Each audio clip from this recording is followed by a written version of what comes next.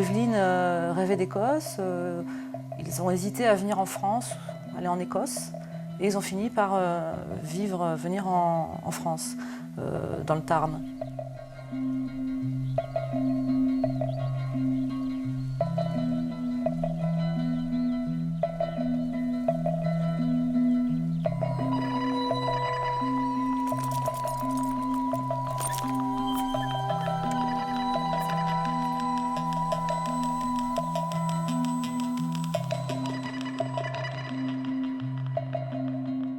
Il alerte à la gendarmerie qu'il n'a plus de nouvelles de sa femme. Après avoir essayé de contacter un certain nombre de ses relations pour savoir s'il l'avait vue.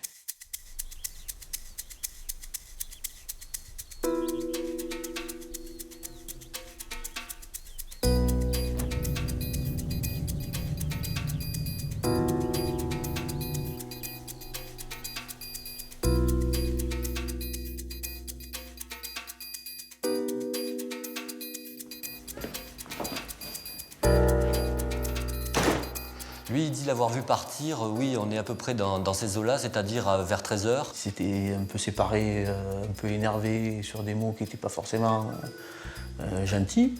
Il parle d'une dispute juste après midi, juste après le repas, et elle serait partie.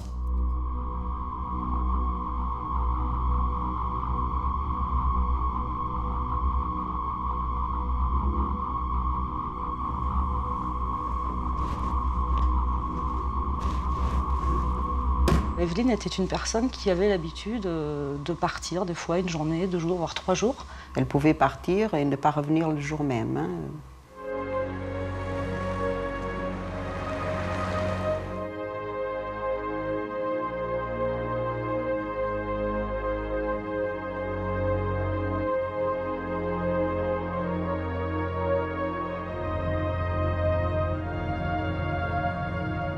Il va leur dire qu'elle a pris son sac, mais qu'elle n'a pris aucune autre affaire, qu'elle est partie avec la voiture du couple, hein, qui était un gros 4x4. Et ça va s'arrêter là. Au niveau, en tout cas, des premières démarches officielles, c'est un 1er janvier, et il ne va pas se passer grand-chose de plus ce jour-là.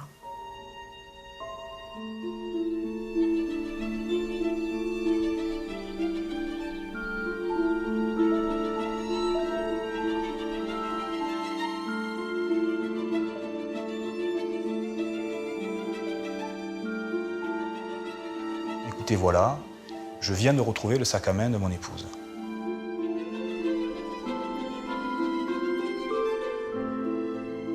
Le sac à main réapparaît le lendemain. Ce qui peut paraître aussi étonnant, ça voudrait dire que pendant 4 jours, M. Lund n'a pas cherché dans le domicile pour savoir si justement il y avait les affaires personnelles de son épouse, ce qui était quand même un signe important sur le caractère inquiétant ou pas de la disparition.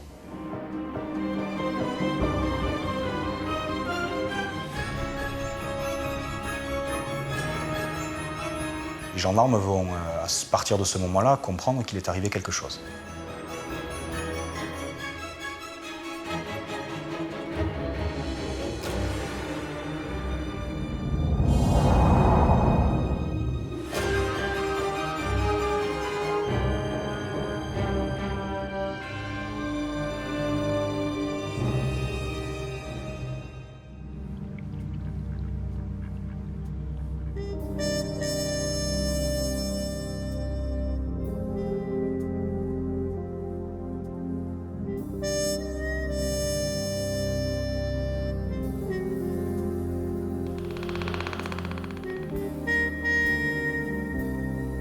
Le facteur passe, il voit Evelyne très excitée à l'extérieur. Il avait l'air de dire qu'elle est alcoolisée. Dans un état qui lui faisait penser qu'elle n'était pas dans son état normal. À ce moment-là, il l'a vue sur soit le pas de la porte, soit devant le jardin, et qu'elle était en chaussettes. Oui, c'est le témoignage qu'il fait. Robert est ensuite rentré après avoir passé du temps dehors, peut-être pour s'occuper des animaux. Il l'a vue avec un verre de vin et s'est mis en colère contre elle. C'est là qu'elle s'est enfuie de la maison. Elle est partie si vite de la maison que même s'il faisait incroyablement froid, elle n'a pas pris de manteau, elle n'a pas pris de sac à main non plus.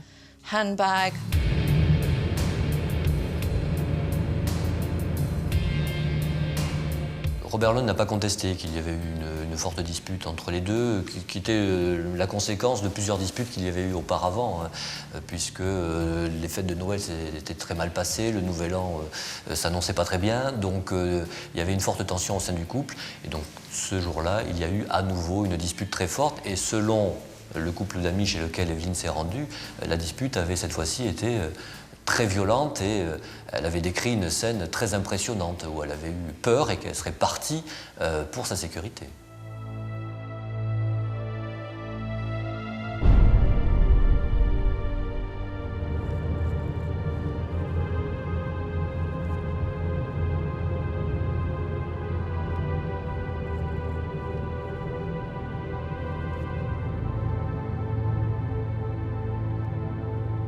Ils disent qu'ils entendent klaxonner, qu'elle est garée devant le portail.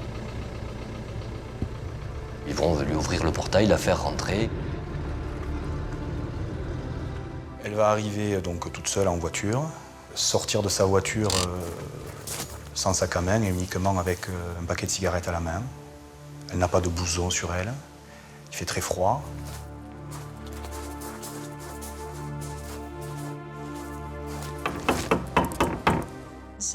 Tout à coup, on a frappé à la porte. On a été incroyablement surpris quand Evelyne est arrivée. Elle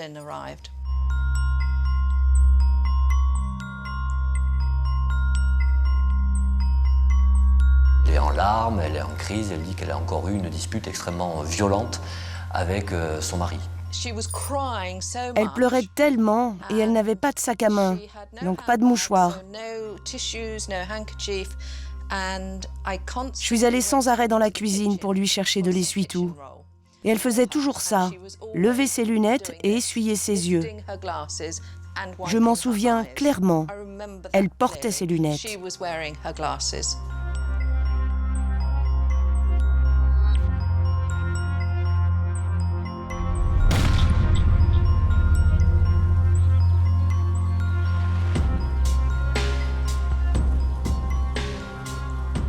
Ça fait 6 mois qu'elle ne s'était pas vue même, donc c'est pas une amie chez qui elle va très régulièrement. Elle ne s'était pas vue depuis le printemps ou l'été précédent. Nous l'avons emmenée dans notre salon et nous lui avons demandé de nous expliquer quel était le problème. Petit à petit, nous avons réussi à comprendre ce qu'elle disait. Elle va lui dire que de nouveau elles sont disputées avec Robert, que ça se passe mal.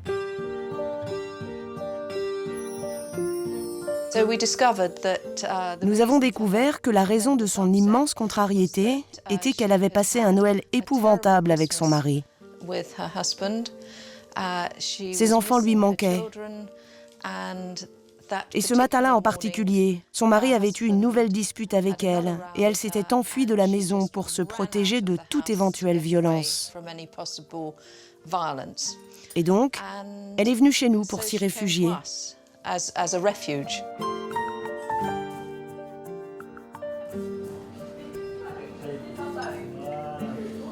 Ils la font manger, ils discutent avec elle, ils la rassurent, ils la calment, ils boivent quelques verres.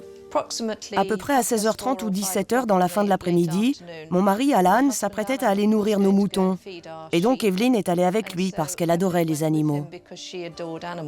Là, M. Ramsey doit aller à la bergerie soigner les brebis. Soigner la demi-douzaine de brebis qu'ils avaient. Donc elle souhaite accompagner M. Ramsey à la bergerie. Ça dure 3 quarts d'heure. Et après, tout le monde va faire la sieste.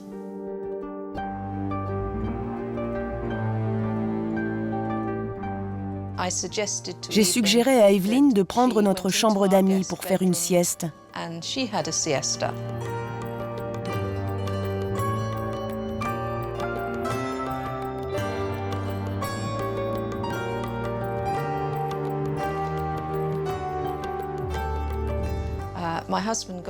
Mon mari s'est levé, est descendu pour faire du café et a découvert une note dans la cuisine écrite par Evelyne qui disait « Partie pour nourrir les chiens et les chats, amitié, Evelyne ». Et donc j'ai regardé dans la chambre d'amis. Elle était partie, sa voiture était partie. Et c'est la dernière fois que je l'ai vue.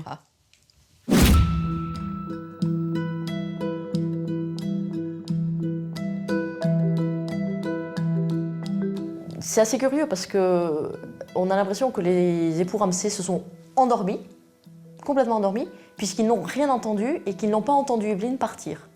Elle a laissé un mot, mais enfin, on imagine quand même quand elle part, il y a un bruit, il y a de pas, une porte qui se ferme, la porte d'entrée qui se claque. Ils n'ont rien entendu, elle n'aurait juste laissé qu'un seul mot.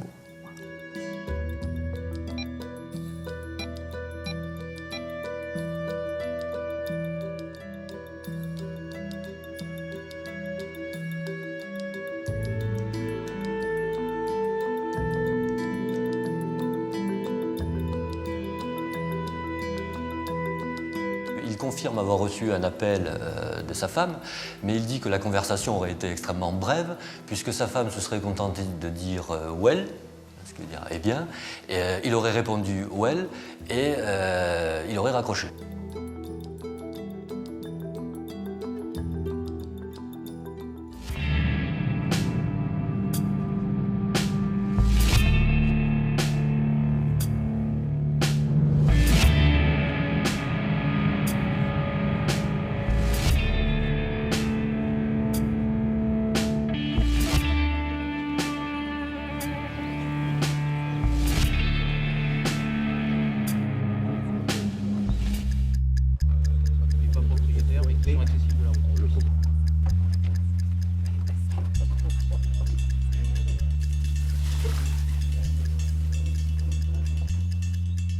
Aujourd'hui, nous sommes en perquisition, en présence de M. Lund. Nous lui posons des questions et nous allons lui poser des questions toute la journée. Cet indice pourrait être retrouver un objet particulier à Mme Lund ou peut-être un aveu ou une information de M. Lund qui puisse nous permettre de privilégier une piste plutôt qu'une autre. Là, les démarches des gendarmes ont été de vérifier tous les passagers des vols d'avion, de vérifier si elle avait pu prendre un bus, si elle avait pu rentrer en Angleterre en avion, si elle avait pu louer une voiture. Il y a effectivement des démarches importantes pour arriver à la localiser, à savoir où est-ce qu'elle a pu aller.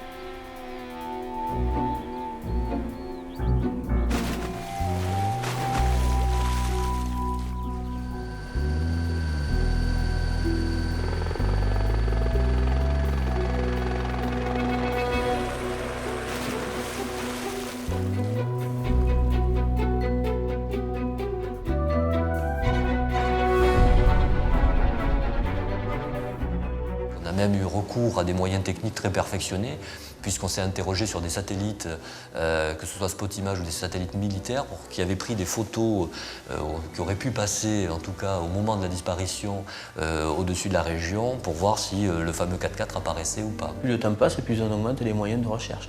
Ils ont fouillé tous les lacs du département, certains à plusieurs reprises. Il y a eu des recherches très importantes, et y compris jusqu'en Angleterre, en vain.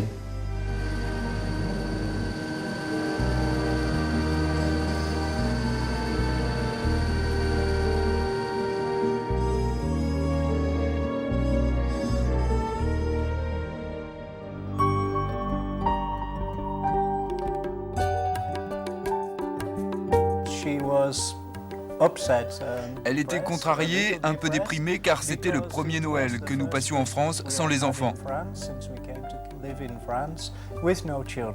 Je ne pense pas qu'elle se soit suicidée parce qu'elle était partie en fermant la porte, tout normalement. Ce n'est pas le comportement d'un suicidaire.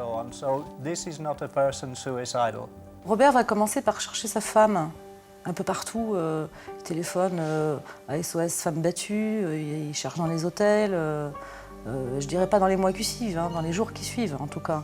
Il cherche dans la campagne, il se fait aider par des amis. Hein, et il passe son temps en fait à s'interroger, à savoir où est-ce qu'elle est passée, quoi.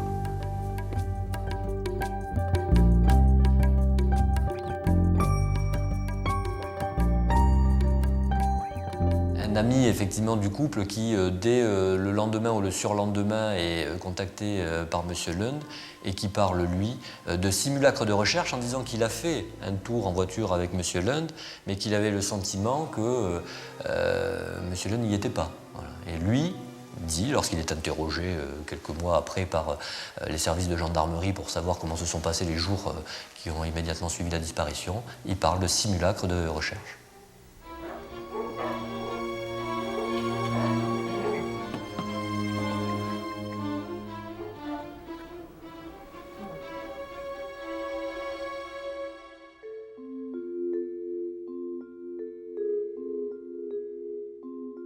D'un côté, il dit Evelyne est partie, il maintient de temps en temps oui, Evelyne est partie, et puis tout d'un coup, il dit non, Evelyne a probablement eu un accident, elle est probablement morte, c'est pas la peine de garder l'assurance de la voiture.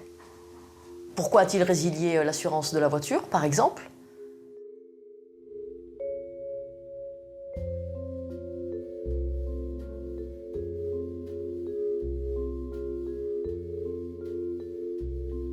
Ils ne l'ont pas trouvé très inquiet sur la disparition de sa femme, plus préoccupé d'organiser la cérémonie, les funérailles, les problèmes financiers, que de réellement la retrouver.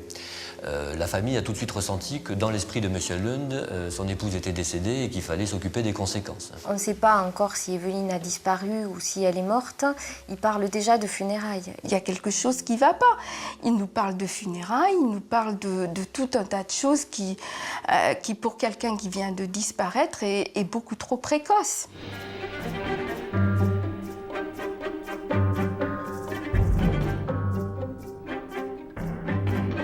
Ils vont fouiller la maison de Robert, ils vont fouiller tous les terrains de Robert, sachant qu'il a quand même plusieurs hectares. Il y a des jours et des jours d'enregistrement, d'écoute téléphonique dans le dossier. Ils ont cherché le moindre indice dans la maison de Robert. Ils n'ont rien trouvé.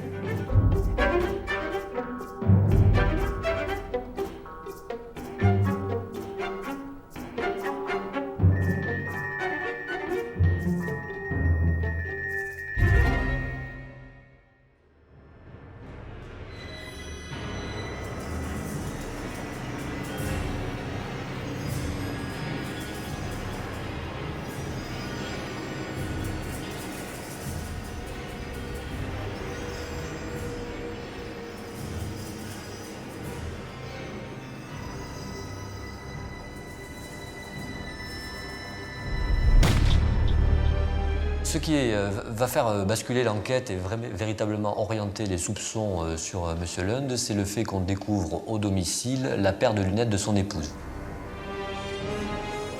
Les lunettes de vue d'Evelyne ont été retrouvées au domicile du couple.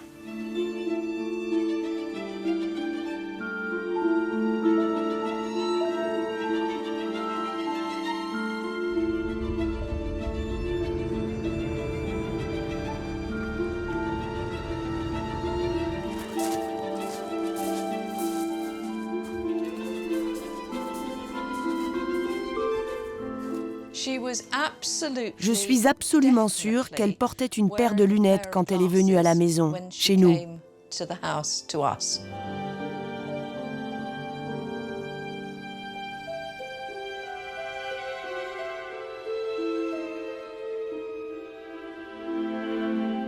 Elle est forcément revenue au domicile après sa visite chez les Ramsay, avec ses lunettes. Si elle les avait chez les Ramsay et qu'on les retrouve au domicile, c'est que forcément, Evelyne est revenue au domicile.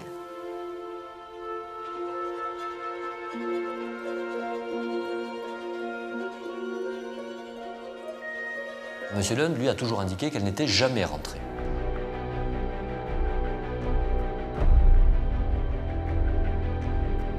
Les conclusions des enquêteurs, c'est que Robert Lund a menti, mais menti sur quoi? Il a menti sur un point qui est quand même fondamental, c'est de savoir quand est-ce que son épouse a pu être présente au domicile pour la dernière fois, puisque M. Lund dit qu'elle est partie, qu'il ne l'a plus jamais revue à compter de 13 h le jour de sa disparition. Or, il semble acquis qu'elle est bien re-rentrée le soir de sa disparition au domicile.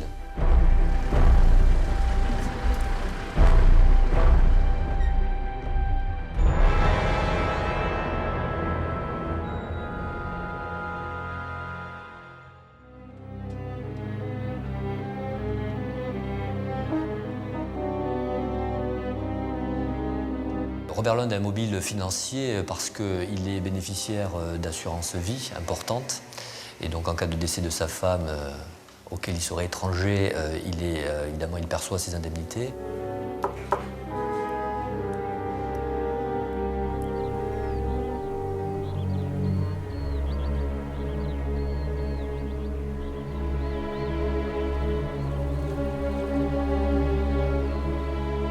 Il y a aussi la succession de sa femme, donc il est le principal héritier. Le testament est à son nom. Le testament avait été refait très peu de temps avant la disparition et les modalités en avaient été changées.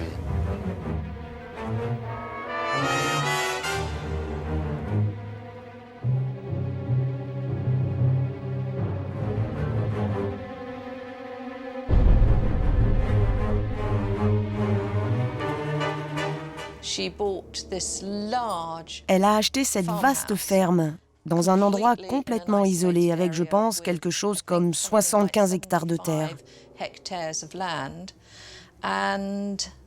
Et bien sûr, la moitié de cette maison revenait naturellement à Robert, du fait des lois françaises. Mais elle n'a jamais été heureuse à cet endroit. L'ambiance est mauvaise avec son mari et elle a commencé également à consommer de l'alcool, ce qui fait qu'on peut dire que sur les derniers temps, le projet de vie en France n'était quelque chose qui n'allait plus du tout pour Evelyne Lund. Ils se disputaient beaucoup, c'est surtout ça. C'était vraiment un climat de dispute qui régnait entre Evelyne et Robert depuis quelques années. Effectivement, elle était hystérique, très désagréable. Robert Lund dit qu'à l'occasion d'une dispute, il a cassé le lustre en montant une chaise comme ça.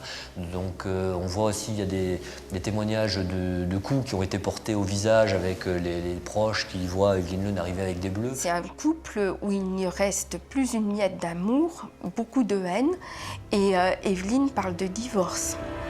On sait que Evelyne Lund a passé plusieurs soirées au téléphone à essayer d'appeler sa famille en pleurs, voir des associations, notamment une qui s'appelle SOS Divorce. Donc on voit qu'on est vraiment dans un climat de tension extrême et que le divorce est clairement envisagé.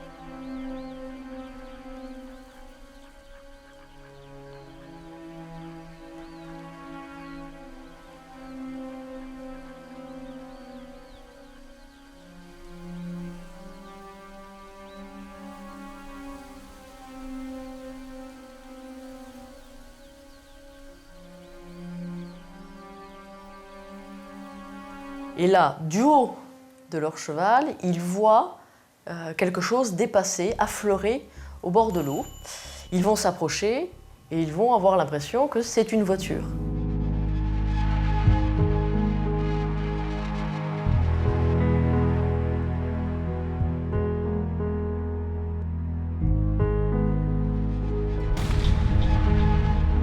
Et la voiture est un 4x4, il correspond au signalement, la plaque d'immatriculation aussi.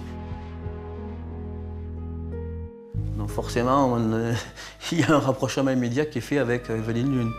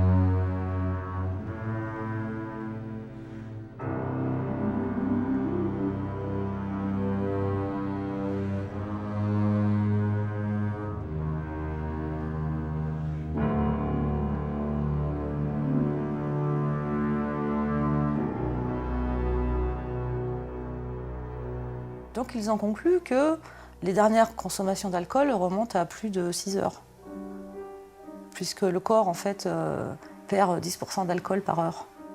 Les médecins légistes fixent l'heure du décès de Madame Lund vers 1h du matin dans la nuit du 29 au 30 décembre. Donc, si elle a quitté le domicile des Ramsay, comme ils le disent, en fin d'après-midi, elle n'est pas décédée à ce moment-là, et il y a un laps de temps important entre son départ de la maison Ramsay et le moment où elle serait décédée.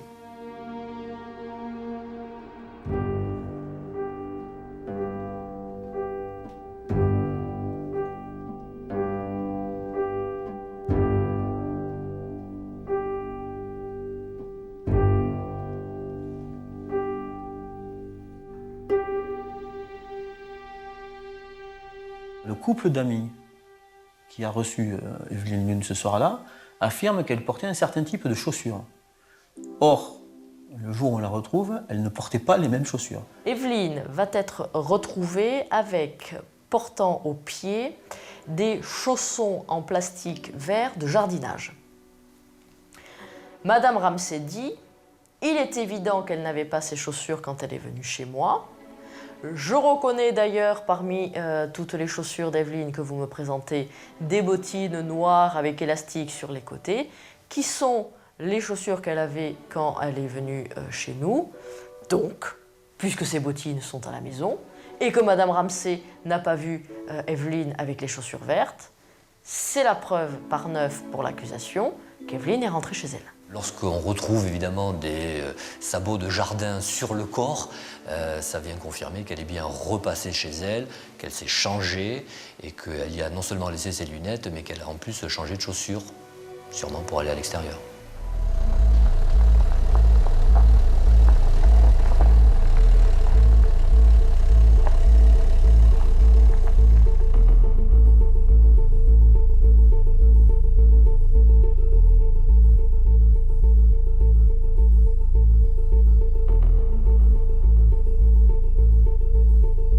On s'aperçoit qu'il y a une trace de sang très importante sur la banquette arrière. Evelyne, elle-même, ses vêtements sont couverts de sang. Alors, il y a du sang qui a été retrouvé sur sa veste, à l'extérieur, à l'intérieur de la veste, à l'arrière de la veste, à l'avant de la veste, sur les manches. Le pull qu'elle portait en dessous de sa veste, il y a du sang à l'avant, à l'arrière. Le sous-pull qu'elle portait, il y a du sang à l'avant, à l'arrière. Elle a été tachée de sang sur 3 épaisseurs. Et il n'y a pas de sang à l'avant du véhicule.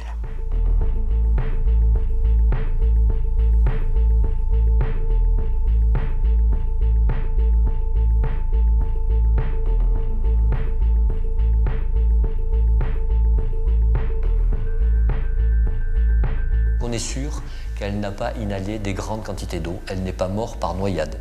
Elle était donc inanimée lorsqu'elle est rentrée dans l'eau. Donc on peut en déduire qu'elle a été soit violentée avant, soit assommée, soit étouffée. La théorie de l'accusation et du juge d'instruction, c'est de dire que Madame Lund était déjà décédée, qu'elle était au volant du véhicule, peut-être placée par Monsieur Lund au volant du véhicule, et que Monsieur Lund aurait poussé la voiture en marche arrière, au pas, dans l'eau.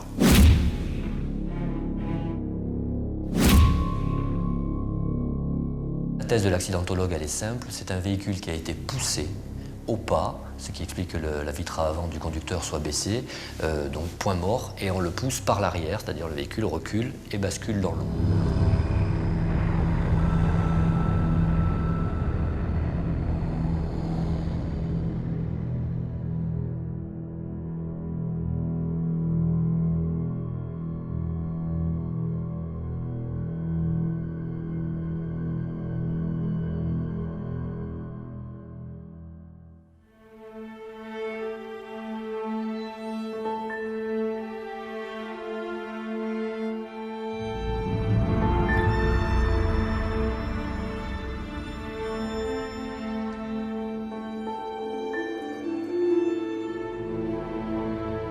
un compagnon de cellule qui, effectivement, va déclarer au juge d'instruction « Robert Lund m'a tout raconté, voilà comment ça s'est passé ».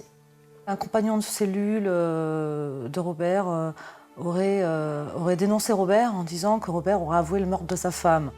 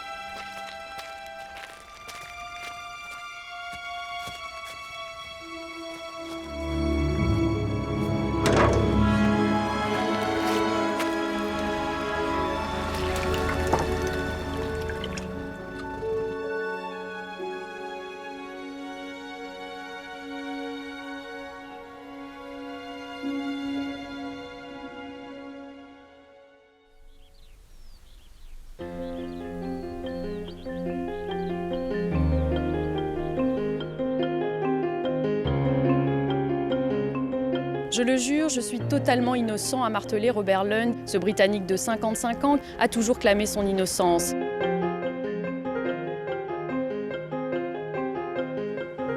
La thèse qui est défendue par la partie civile comme par le ministère public, qui est en charge de l'accusation, c'est que Evelyn Lund, ce soir-là, comme elle l'avait annoncé, rentre effectivement à son domicile, qu'une nouvelle dispute a éclaté, qu'elle a mal tourné. On n'a jamais dit que M. Lund avait prémédité son geste, mais en tout cas, il y a une dispute suffisamment violente pour tuer Evelyn Lund et il décide de se débarrasser du corps. Donc il la met à l'arrière du véhicule, ce qui explique cette trace de sang importante, comme sur les vêtements d'ailleurs. Et ensuite, il va se débarrasser du corps dans le lac de la Bancalière en espérant que, évidemment, ce véhicule ne soit plus jamais aperçu.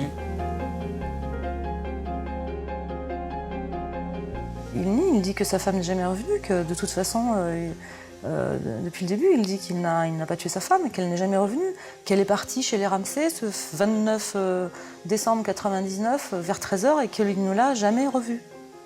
Ça, c'est l'argument de Robert, et il le dit jusqu'à présent. Un clan qui défend effectivement Robert Lund, qui est formé plutôt par le comité de soutien qui veut défendre Robert pour son innocence. Robert est vraiment quelqu'un de calme, il ne s'énerve jamais. Moi, il m'arrive de m'énerver, mais pas Robert.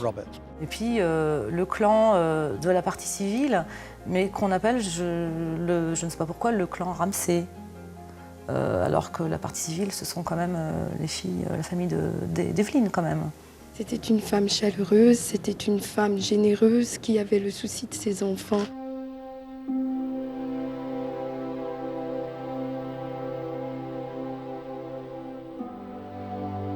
Le président de la cour d'assises a décidé de faire un transport sur les lieux, ce qui est une mesure assez exceptionnelle. Donc les jurés, la cour, l'accusé, les avocats, les greffiers, les forces de l'ordre, tout le monde se retrouve au bord du lac de la Bancalière, en bas du petit chemin, au pied des arbres où la voiture a été retrouvée.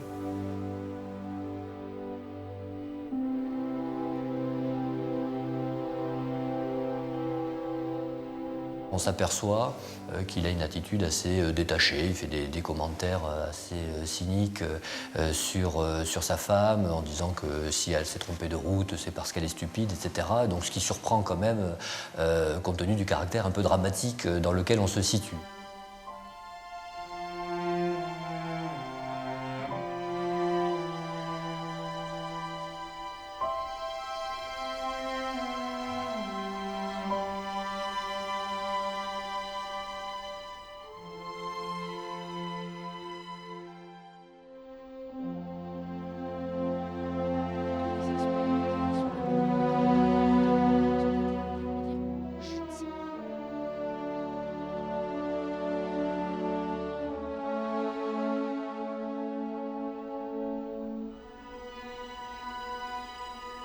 Les experts se sont interrogés sur la possibilité d'une sortie de route avec une certaine vitesse. À ce moment-là, le véhicule se serait retourné sur les cailloux qui affleurent, ce qui expliquerait l'enfoncement au niveau du capot.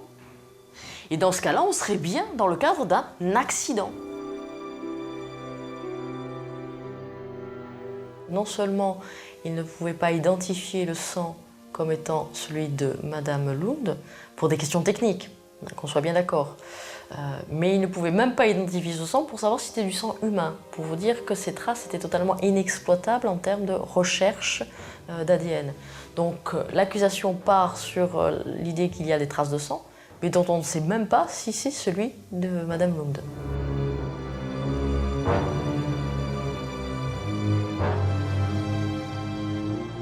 Un expert ne confirme pas l'autre. Bon, ça c'est un petit peu embêtant, parce que si on appuie une accusation sur une expertise, sur le problème du saignement, et qu'il y en a un qui vient dire « c'est pas sûr », si lui il le dit, comment voulez-vous que moi, qui ne suis pas un expert, je ne me pose pas la question?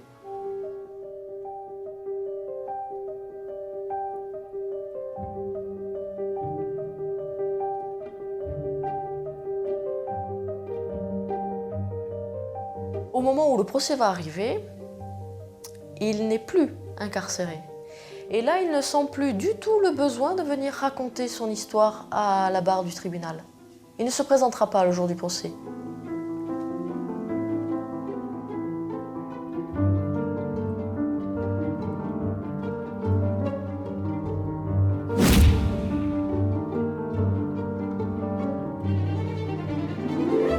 Le problème, c'est que ce monsieur a été condamné à de très multiples reprises pour escroquerie, donc la crédibilité de son témoignage est très discutable.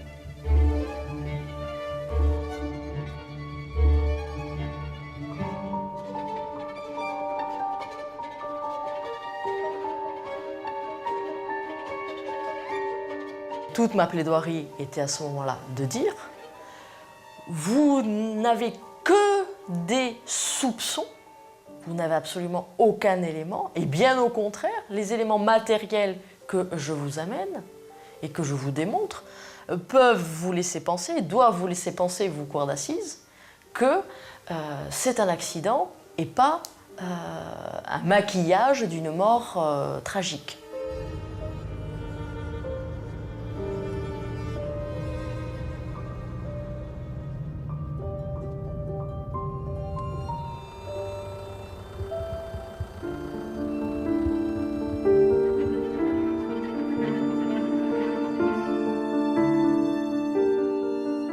Je sais que la nuit était sombre, mais elle avait conduit sur cette route si souvent de chez moi à chez elle. C'était le chemin qu'elle empruntait pour aller à Réalmont. C'était le chemin qu'elle empruntait pour aller au marché. Elle était venue chez moi plusieurs fois. Et pourquoi est-ce qu'elle aurait quitté la route pour aller jusqu'au lac? Elle n'aurait pas quitté la route pour aller jusqu'au lac. Il n'y a pas eu d'accident. Robert Lund est coupable.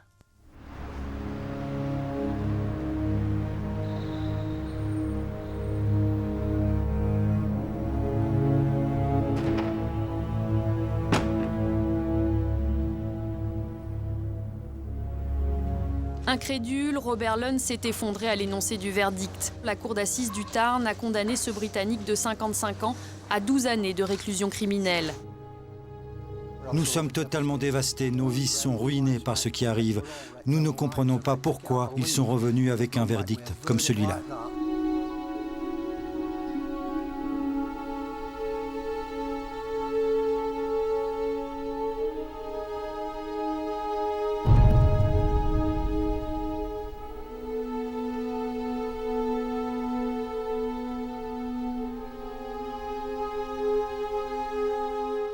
Quand on me dit « il a mis le corps comme ça, il l'a transporté », moi je considère que ça ne tient pas la route. Ce qui est curieux, c'est qu'on a retrouvé le corps d'Evelyn sur l'arrière du véhicule.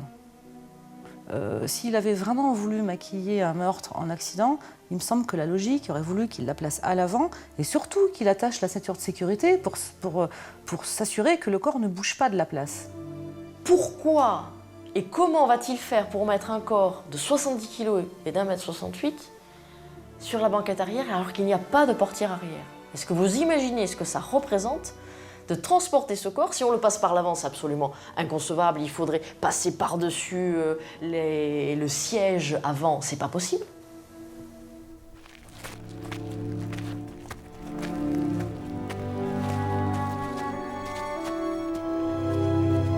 Il fait 30 km à pied, à la torche électrique, dans un brouillard épais, par des valeurs négatives. 30 km à travers cette campagne, quand on connaît les lieux, ça me paraît plus que surprenant. Mais plus que surprenant. Je vois pas trop comment il aurait pu faire.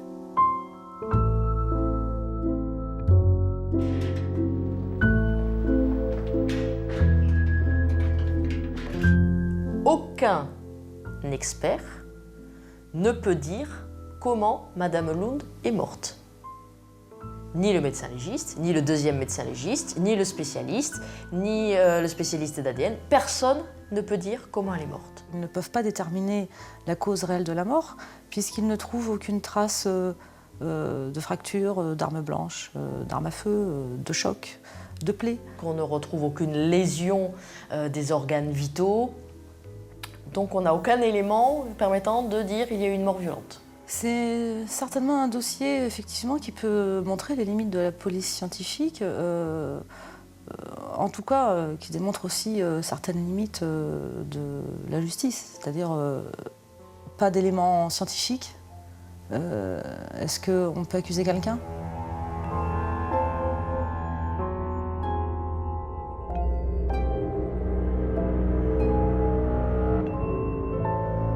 Se dire que tout repose sur le témoignage des témoins, en fait, des derniers témoins qui ont vu Evelyne, qui disent finalement qu'elle ne portait pas ses vêtements quand elle a quitté leur domicile, qui disent qu'elle portait les lunettes. Peut-être qu'on peut s'interroger, qui nous prouve effectivement qu'elle portait des lunettes et qu'elle avait ses vêtements.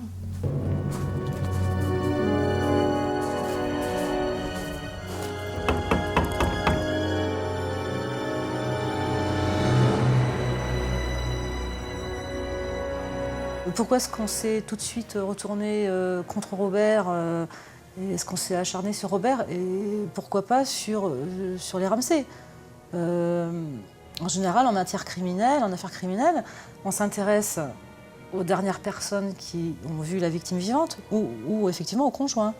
Donc pourquoi plus Robert que les Ramsay ? Effectivement, les dernières personnes authentifiées comme étant ceux à l'avoir vue vivante n'ont jamais été inquiétées, alors qu'on pouvait aussi se poser la question d'un accident chez eux, par exemple. Bien sûr.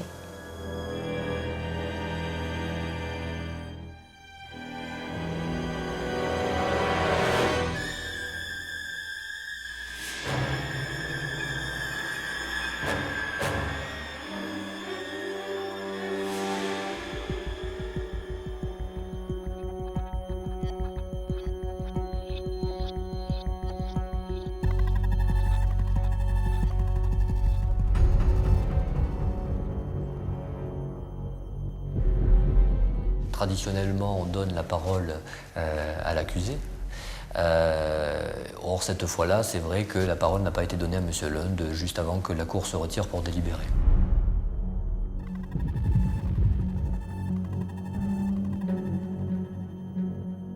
Et donc, au bout d'un certain temps, ils nous ont demandé de revenir. Ils ont donné la parole à l'accusé et puis ils se sont retirés pour délibérer, pour cette fois-ci rendre le verdict. C'est quand même fou de voir un procès qui s'achève à eau de boudin parce qu'un président a oublié la procédure.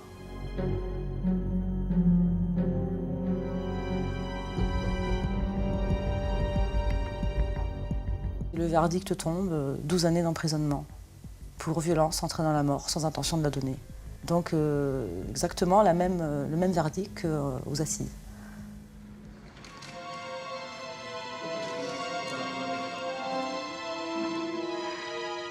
Il n'y a aucune preuve de quoi que ce soit, aucune preuve. Donc j'ai été quand même assez choquée, effectivement, le vendredi, dernier jour du procès en appel, de constater que, en fin de compte, les jurés n'avaient pas retenu tout cela et ne s'était pas dit, voilà, il y a quand même le doute qui peut bénéficier aux prévenus. Il y a eu quand même beaucoup d'autres affaires où le doute a bénéficié aux prévenus.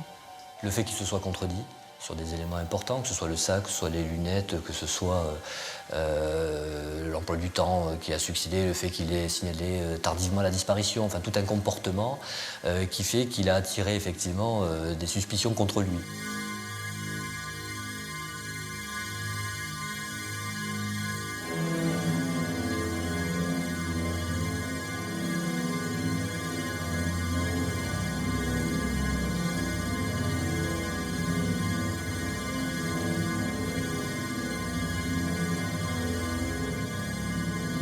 Monsieur Lund, tant que la procédure est en cours et que le pourvoi en cassation n'est pas jugé, il a toujours l'espoir d'être rejugé et au final d'être acquitté. Tant que la procédure n'est pas définitivement terminée, il peut effectivement avoir cette espérance.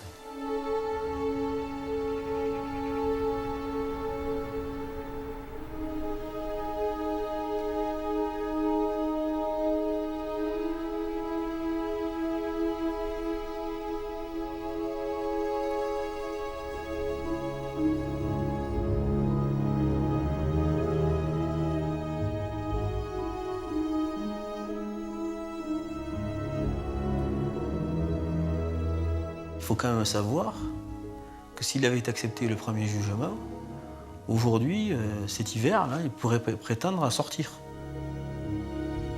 Ce qui veut dire qu'il va, à partir de maintenant, continuer à rester en prison, avec le risque d'être définitivement condamné. Et je me dis, soit ce type est fou, et je peux vous dire que quand on lui parle, on n'a vraiment pas l'impression d'avoir affaire à un fou, soit ce type est innocent.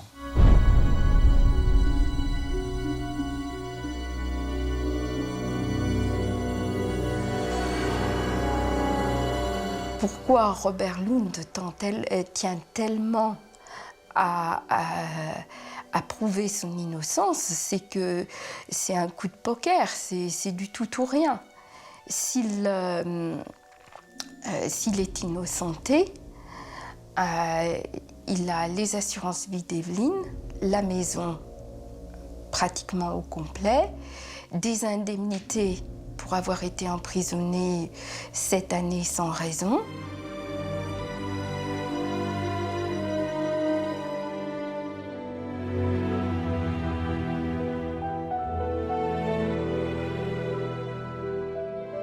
Donc le point clé de cette affaire, c'est qu'il y a un homme qui dit obstinément « je suis innocent ». Et qu'il y a des jurys tout aussi obstinément qui disent « monsieur, les éléments sont suffisants pour vous considérer coupable ».